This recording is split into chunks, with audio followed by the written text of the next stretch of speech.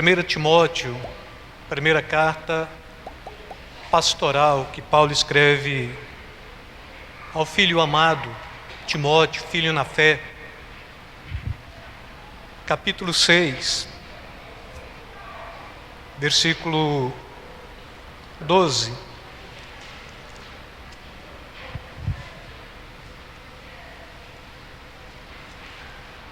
Timóteo 6:12. Glória a Deus. Bem, amados? Todos acharam? Versículo 12. Eu quero ler em duas versões. A primeira diz assim: combate o bom combate da fé. Toma posse da vida eterna, para a qual fostes também chamado, e de que fizestes a boa confissão perante muitas testemunhas. Amém? E a outra versão ainda: combate o bom combate da fé, toma posse da vida eterna, para o qual fostes chamado, e fizestes boa confissão na presença de muitas testemunhas. Podem sentar, amados. Eu não lembro se este é o terceiro domingo que a gente trabalha este tema, segundo. E ainda hoje, quando preparando, agora à tarde, me veio à mente que caso a gente queira, a gente pode continuar nele. Mas a Bíblia é tão rica que às vezes se acomodar a um único tema e negligenciar os outros é um peso no coração. E talvez a gente fale mais, biblicamente falando, de muitas propostas outras, e talvez a gente feche este assunto, mas se não fecharmos, a gente ainda trabalha ele semana que vem. E ainda quando Paulo aqui está escrevendo esta carta, ele está escrevendo para o filho amado, Timóteo, filho na fé. Este filho, ele tem uma característica, porque ele é crente desde criança, tem uma avó e tem uma mãe, crentes, que conhece as Sagradas Escrituras desde sempre, tem um vínculo na tradição judaica, tem uma dificuldade para ser aceito no meio da congregação, porque era um pastor jovem. Alguns propõem que talvez ele sequer tivesse 18 anos. Ele tem que ter aqui um cuidado, tem que ser testemunha dos fiéis, ele tem que ser bom exemplo como jovem. E Paulo, à medida que vai falando a este jovem, ele vai trazendo e tecendo uma possibilidade tal que Timóteo, ele fica alguém totalmente esmerado na palavra de Deus, alicerçado, experimentado, ponto de poder ser aqui pastor de uma região de suma importância. E neste contexto de hoje, quando Paulo está escrevendo e chamando Timóteo para o bom combate da fé, ele está primeiro nos trazendo uma proposta de que a fé cristã ela é uma fé de combate contínuo. Se como cristão a gente pensa na passividade, na harmonia plena, no sossego tranquilo e calmo, nas águas tranquilas, do ponto de vista estritamente humano, isso não existe. Porque as águas tranquilas aqui está falando da ação do Espírito Santo, da própria compreensão da salvação. A fé cristã ela é uma fé que ela tem que atestar a sua legitimidade. E a legitimidade da fé se atesta combatendo, lutando. A legitimidade da fé, ela é alguma coisa que torna inevitável o confronto e o combate o tempo todo. Porque, irmãos, todo cristão é um combatente árduo, que ele está aqui trabalhando este conceito da mediação da fé como bom combate para ter a garantia da vida eterna. Ponto de vista do apóstolo Paulo, este é um bom combate, porque por ele nos apropriamos de algo fundamental para a fé cristã. E Paulo está trazendo que esta consciência para o seu filho Timóteo, e ele diz: toma posse, apropria, tenha consciência, tenha firmeza nisto, ateste. E quando dentro desta proposta ele está trazendo a vida, da vida eterna, da salvação. Então ele está propondo: apropria, ou toma posse da vida eterna, testifica entre muitas testemunhas quem você é. E quando escrevendo a Timóteo, testemunhar poderia ser aqui testemunho pelo batismo nas águas, ou testemunho pela ordenação, ainda que jovem, para dar início à sua caminhada ministerial. Mas a importância é que ele está chamando para uma realidade plena. Testemunho eficaz, testemunho da fé, o testemunho legítimo daquele que compreendeu a necessidade de caminhar em Cristo Jesus com sinceridade, com destreza, e compreendendo: olha, se não é aqui que eu paro, então eu devo lutar com legitimidade, e se é com legitimidade, eu não luto por mim, porque todas as vezes que eu luto por mim, eu luto na condição do homem, mas todas as vezes que luto por Deus, estou lutando na consciência e na ação e no poder do Espírito Santo. Logo, esta luta, ela é legítima, porque ela está fundamentada no conceito e numa realidade que não é minha, é de Deus, é da fé. Então todos quantos lutam pela fé, lutam compreendendo que não é o meu esmero, é o esmero de Deus, não as minhas forças, é a força de Deus. Diga ao fraco: sou forte, senão que a consciência é humana. Tenho que saber e devo compreender que de fato fui chamado, fui resgatado deste mundo mau para um reino, e este reino não é meu, é de Cristo. E quando vivo na militância de três áreas bem distintas neste contexto, ou nesta proposta deste versículo, que é a legitimidade da fé, fundamento da fé e o testemunho da fé.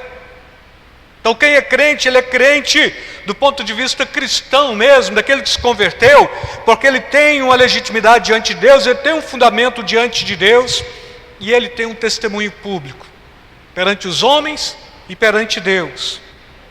Somos pessoas que foram resgatadas deste mundo mau para o reino de Cristo, e que vivem uma militância em três áreas bem distintas, irmãos: fé legítima, fundamento da fé e testemunho desta fé. Para combater o bom combate é preciso legitimidade. Muitos de nós, às vezes, falhamos em muitas questões, em muitas pautas, não é? O testemunho de quem somos está em jogo. Eu não posso dizer sou cristão, sou crente, trago para mim, envergo esse compromisso, se não trazer em mim esta legitimidade, se não trouxer em mim isto que é fundamental. Ou seja, o cristão, ele não pode ser genérico. O cristão também, ele não pode ser uma cópia falsificada. O cristão, ele foi chamado para combater, e combater com convicção. Nós fomos chamados com legitimidade, a legitimidade da fé. Paulo, ele está falando: eu sei em quem tenho crido.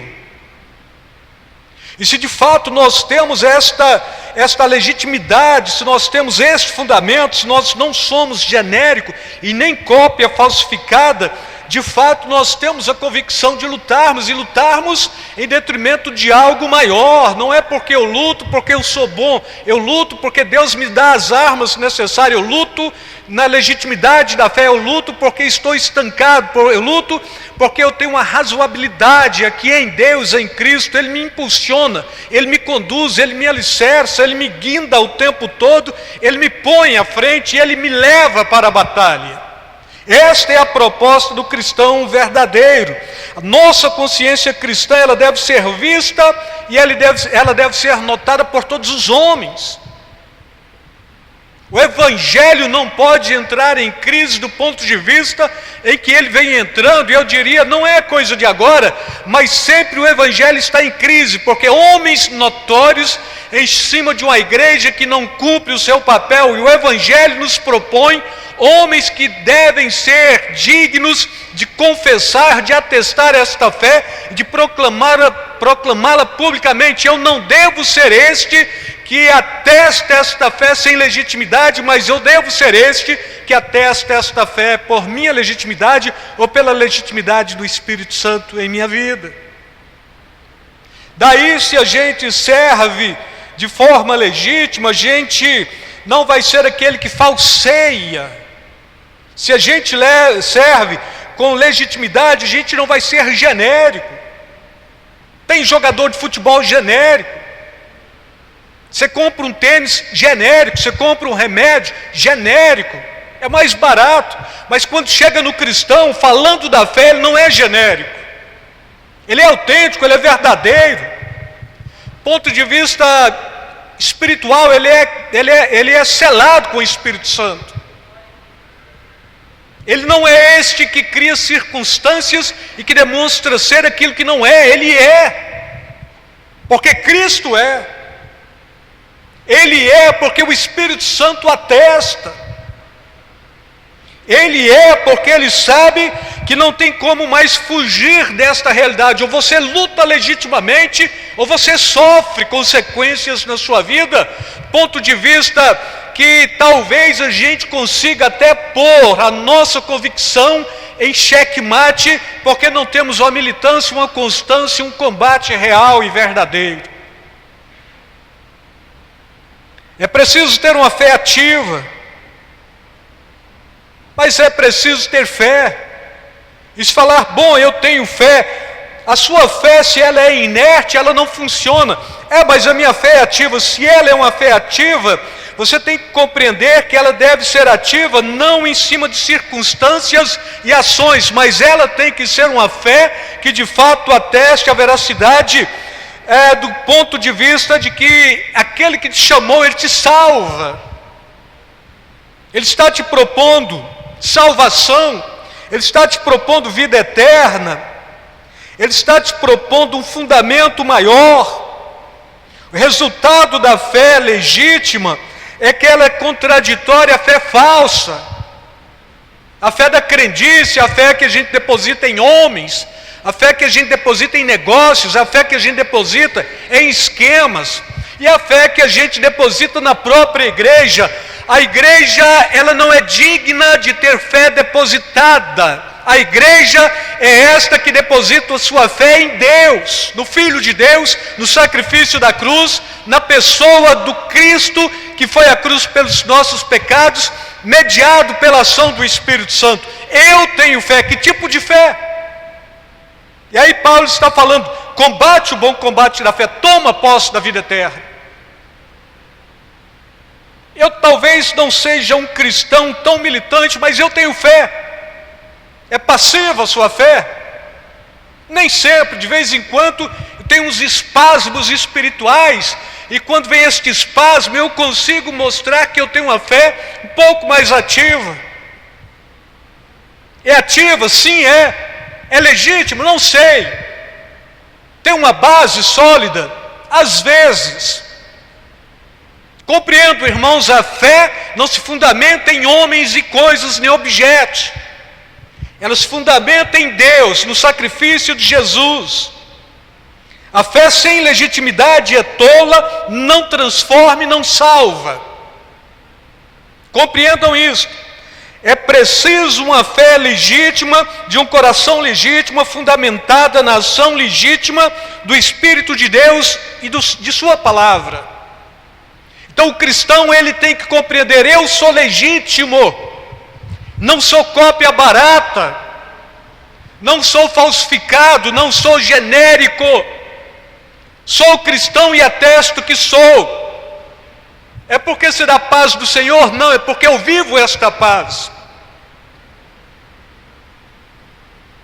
Saudar é bom, lembra, graça, paz do Senhor, paz seja convosco, paz. Mas não é o suficiente, você tem que viver esta paz. E se a gente saudasse de fato como a gente vivesse, então tudo estaria bem, porque paz, graça e paz seja convosco, paz do Senhor. A gente viveria dentro desta harmonia da paz com Deus, sabendo que se Ele me chamou para combater, para pelejar por esta fé, posso ter inimizade com tudo que tenta desabonar a minha fé, mas tenho paz com Ele.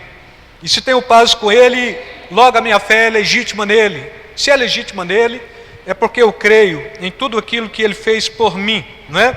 E quando a gente fala que fundamentação da ação do Espírito Santo e da palavra do Espírito Santo, estamos falando de transformação e condução, irmãos. O Espírito Santo nos transforma, a palavra de Deus nos conduz.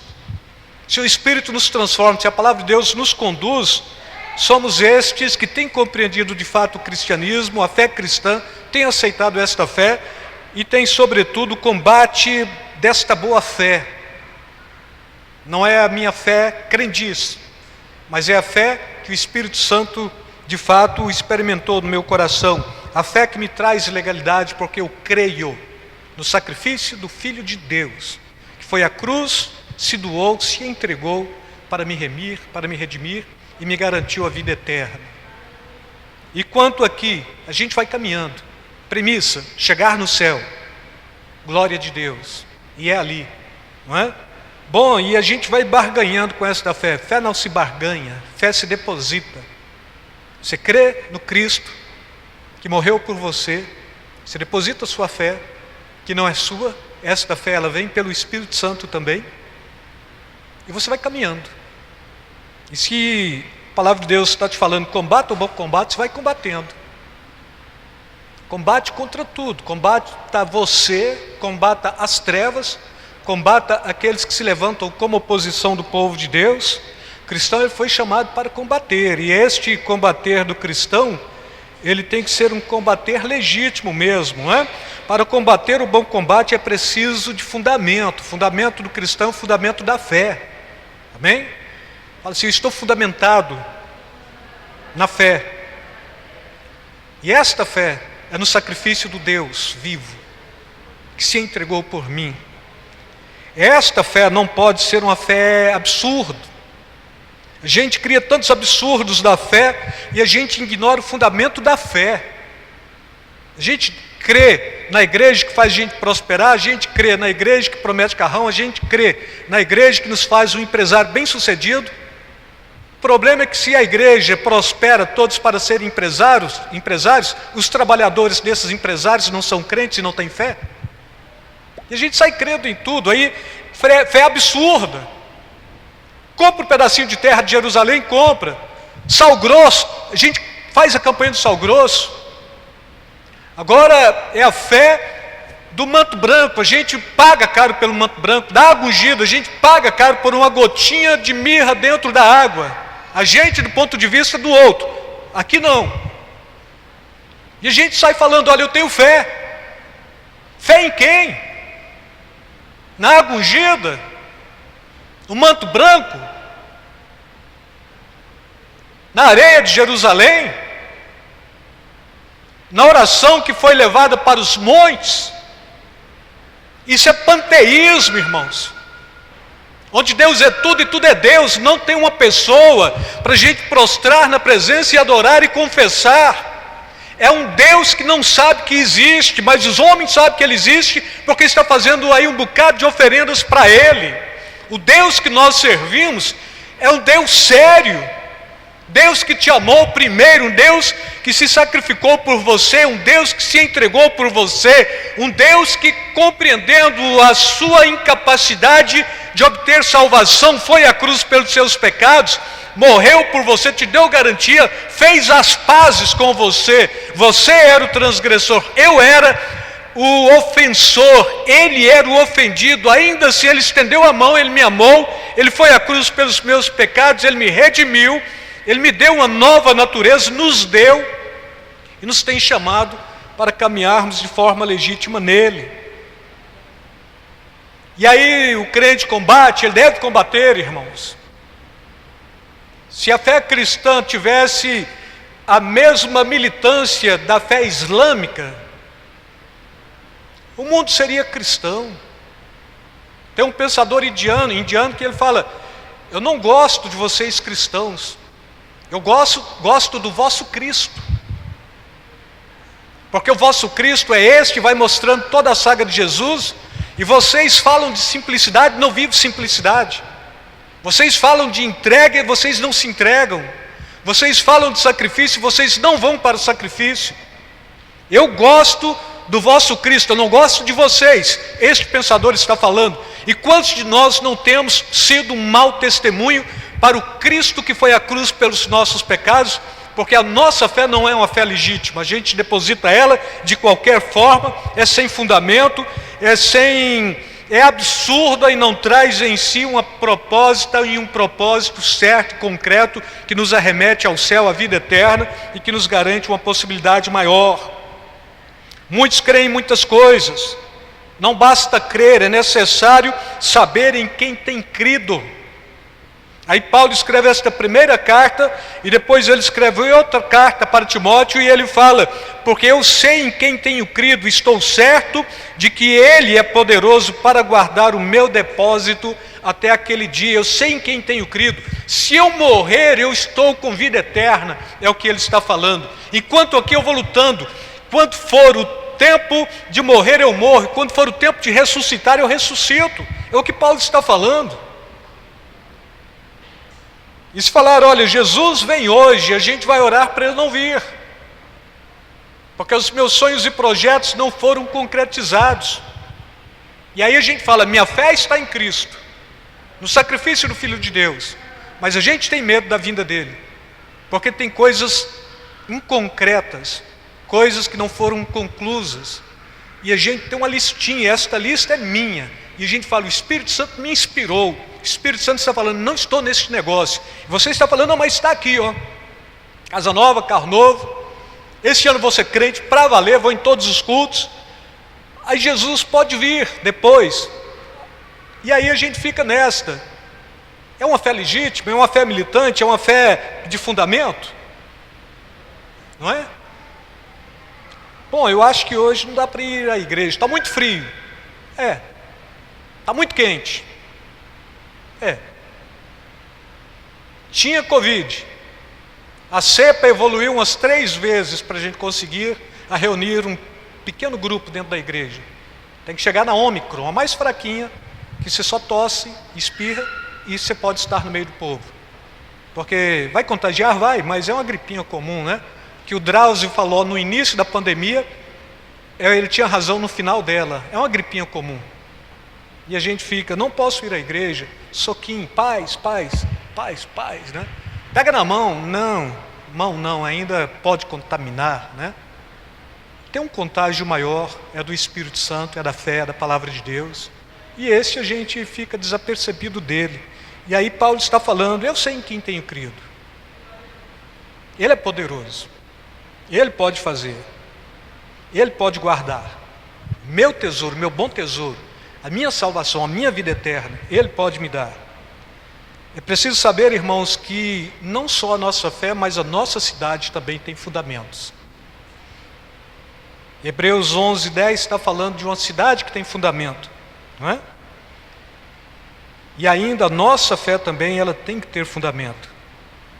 O fundamento da nossa fé não é aquilo que almejamos, é aquilo que aconteceu. O fundamento de nossa fé é uma pessoa. O fundamento da nossa fé é Jesus Cristo. A gente tem crido em muitas coisas que não é fundamento, e a gente tem tentado fundamentar em cima de muitas circunstâncias que não levam a nada. Fundamento da fé. E o fundamento da fé está falando então do Cristo, Filho do Deus vivo. Ele está falando aqui da sua humanização, da sua humilhação, da sua crucificação, da sua morte, da sua ressurreição, da sua ascensão, da sua glorificação nos céus. E está falando também da garantia da vida eterna para todo o povo de Deus. Então a minha fé, ela tem fundamento. Se ela tem fundamento, eu luto por ela, vivo por ela, morro por ela. Aí Paulo está falando, viver é Cristo, morrer é lucro, né? Aí o cristão, ele está invertendo, viver é lucro, caso eu morra é Cristo. Não, o cristão tem que estar apto para morrer o tempo todo, mesmo porque uma fé genuína que transforma, você tem que morrer para você. Aí é Paulo ainda falando, estou crucificado com Cristo, não vivo mais eu, Cristo vive em mim. E a vida que eu levo na carne, eu levo agora para fazer a vontade daquele que me amou e que se entregou por mim. Amém? Por isso a ordenança paulina, irmãos, toma posse da vida eterna. Aproprie-se da vida eterna. Possua a vida eterna. É até estranho, mas está falando encarna a vida eterna. Quando você vai pegar isso aqui e fazer um trabalho bem de exegese do texto, ele está falando tudo aquilo. Você vai se apropriar da vida eterna, você vai possuir a vida eterna, você vai ser possuído pela vida eterna, você vai encarnar a vida eterna. Então a vida eterna é tudo para você. A fé só é legítima quando de fato você tem uma base sólida, quando você tem um fundamento sólido, quando você cria esta proposta paulina de apropriar da fé. A verdadeira fé, ela é possessiva. Compreendam isso. Bom, mas eu acho que não, eu posso crer de boa. Não, aí Paulo está falando, toma posse. É muito compromisso. Não, mas toma posse. Eu acho que eu não dou conta. Aí Paulo está falando, toma posse. Apropria desta vida. E outro, você não só vai tomar posse com uma fé possessiva, como você também vai ser um verdadeiro militante da fé. Você tem que lutar por esta fé. Ele está falando, possui a fé e combata para ter esta fé. Toma posse da vida eterna. A verdadeira fé, ela é militante. Lute, combata. Ah, mas eu creio. Bom, mas você crê sentado não funciona. Você crê e deixa o Espírito Santo te conduzir. É assim que a Bíblia está falando. E aí você vai combater. Você combate as trevas, você combate a carne, você combate a incredulidade, você combate o que é medíocre na sua vida. Você vai combatendo tudo até ficar você e a fé que tem um fundamento sólido. Sacrifício de Cristo. Ele me amou. Amém? E aí, irmãos, é dever de cada cristão a militância da fé, o trabalho da fé, o embate da fé, a luta da fé, guerrear pela fé. Eu tenho em mim a proposta de que quando eu fiz maioridade eu fui combatente. Forças Armadas, Polícia Militar e depois da fé. Então não conheço uma vida depois dos 18 anos que não tenha sido de combate pleno.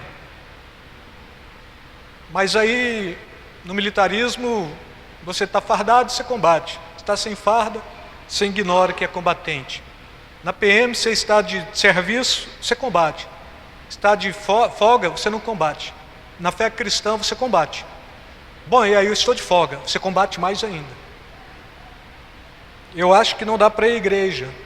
Então, dobre o joelho na sua casa, enquanto o pessoal estiver cultuando aqui, combate lá, orando também. Eu acho que eu não dou conta. Dá conta. Porque as outras demais propostas de combate, você tem um período. A fé cristã você combate o tempo todo. Amém? Você não para. E aí, irmãos, a verdadeira fé, ela é sobrenatural, ela é militante, ela é sobrenatural. Enquanto não tivermos fé como dom dado por Deus para transformação e salvação, ainda não teremos fé suficiente. Ah, mas eu tenho fé para mover no sobrenatural. Tem convicção da sua salvação? É mais ou menos. Então não é fé. Tenho fé para conquistar o mundo. Tem convicção da vida eterna? Não, não é fé. Ah, eu oro a Deus e Ele sempre ouve. Você está fazendo a oração certa? Porque ouvir é fácil. Quando Ele ignora, é que você vai ouvir de fato. Deus não fala mais comigo. Aí Ele está falando, estou falando, você que não quer ouvir, né? Porque a fala de Deus também é pela fé. Do que eu vou receber? Não, a fé do sacrifício é efetuado na cruz do Calvário. Enquanto de fato a gente ficar brincando dessa fé esquisita, a gente ainda não toma fé definitiva para a salvação. Por isto, a necessidade do combate contínuo.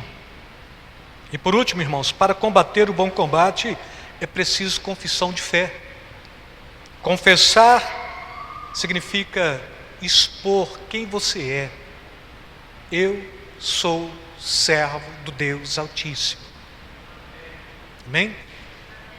pode falar isso para as trevas, pode falar isso jogando para o vento, assim, eu sou serva do Deus Altíssimo. Pode falar isso para testar a fé na vida do seu irmão. Fala para ele, eu sou servo do Deus Altíssimo. Fala para o outro, eu sou servo do Deus Altíssimo. Eu confesso a minha fé continuamente. E aí Paulo está falando para Timóteo, agora você vai e você testifica desta fé. Ou seja, você combate o bom combate, você toma posse da vida eterna, para o qual foste chamado e fez boa profissão. Na presença de muitas testemunhas, você professa esta fé. Você foi alguém que confessou, você pode ter descido as águas, você fez o que fez, mas você atesta, eu confesso esta fé. E esta fé é justamente esta que nos arremete para a vida eterna, irmãos. Ainda tem um pensador que diz que de 100 pessoas, uma lê a Bíblia, 99 lê quem? Você. Se você é testemunha da fé, você tem que viver a fé. Se você vive a fé, tem gente te lendo. Eu não dou conta de ler a Bíblia, mas eu dou conta de ler você, que diz que é cristão. Porque quando você ama, eu sei que a Bíblia está falando que devo amar. Quando você perdoa, eu sei que a Bíblia está falando, devo perdoar. Quando você fala de vida eterna, eu sei que a Bíblia está falando que Deus prometeu vida eterna. Então, eu sou a Bíblia que o mundo lê. Você é a Bíblia que o mundo lê, não é? Então, assim, você pega 100 pessoas, uma delas talvez lê a Bíblia, 99 vai estar lendo você, não é? Aí não pode falar São Beto, capítulo 1, versículo 3. Qual foi a do Beto hoje? Pastor, você tem coragem de vestir esta camisa? Tem, foi a graça que passou ela para eu vestir. Tem problema? Depois do término do culto eu te falo, eu não quero esperar. Eu não sabia que eu ia fazer isso, não é? Então, eu acho bonito, Beto. E é isso a fé cristã. A transparência da fé, ela vai bem por aí também, não é?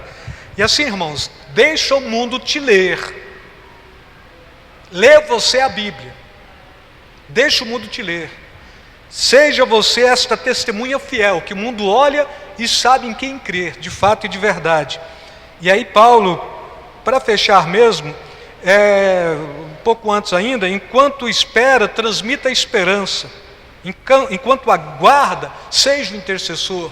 Mas você testifica, você transmite esperança e você intercede. Aí Paulo, ele está propondo ainda, na carta que ele escreve à igreja de Éfeso, e ele está falando o seguinte, a intercessão ela vai para todos também, a conclusão deste sermão diz: oro para que, com as suas gloriosas riquezas, ele os fortaleça no íntimo do seu ser com poder, por meio do seu Espírito, para que Cristo habite os seus corações mediante a fé. E oro para que vocês, arraigados e alicerçados em amor, possam juntamente com Ele, com todos os santos, compreender a largura, comprimento, a altura, a profundidade e conhecer o amor de Cristo, que excede todo o conhecimento, para que vocês sejam cheios de toda a plenitude de Deus, aquele que é capaz de fazer infinitamente mais do que tudo o que pedimos ou pensamos, de acordo com o seu poder que atua em nós. Então, enquanto o cristão espera, ele transmite esperança, enquanto ele aguarda, ele intercede. Paulo aqui, supostamente, ele já está preso, está escrevendo para a igreja de Éfeso, está intercedendo, clamando, orando. Esta é a nossa postura pela fé. No nome de Jesus,